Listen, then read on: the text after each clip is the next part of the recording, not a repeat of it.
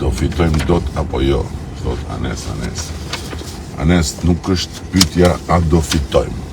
Pyetja është sa do fitojmë. Se a do fitojmë, kjo nuk është pyetje. Përgjigja është nuk ka diskutim që do fitojmë. Ajo që është pyetja është sa do fitojmë. Çfarë fuqie do të na jap një mëtmaje? Çfarë fuqie do të na jap populli shqiptar? Çfarë fuqie do të kemi ne në përfaqësimin e Shqipërisë në të vetë negociatave? Do të jemi thjesht një qeveri me një përfaqësim që buron nga aritmetika, apo do të jemi një përfaqësi me një mbështetje popullore më të madhe se sa kjo që kemi sot?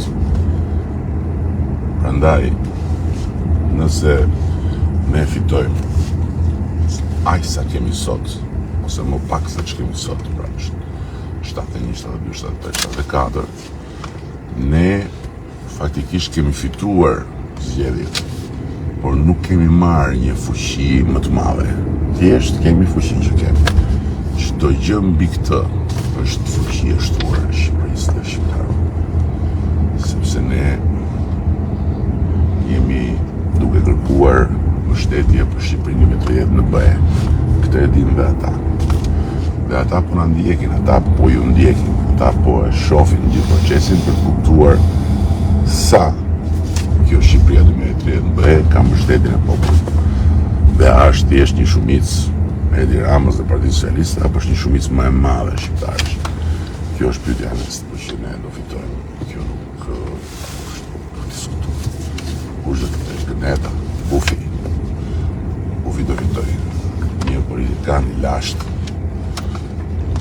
si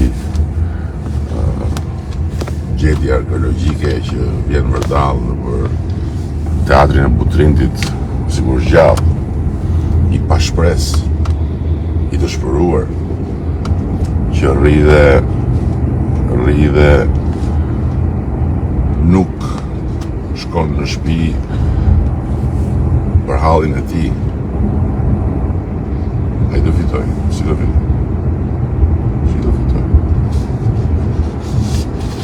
Për në shë, pse pasaportë evropiane do të vi pikërisht nga PS? Eri Petaj nuk vjen nga PS, vjen nga fuqia përfaqësuese e Shqipërisë, vjen nga fuqia qeverisë e Shqipërisë, vjen nga fuqia transformuese e Shqipërisë. Dhe kjo fuqi është vetëm Partia Socialiste.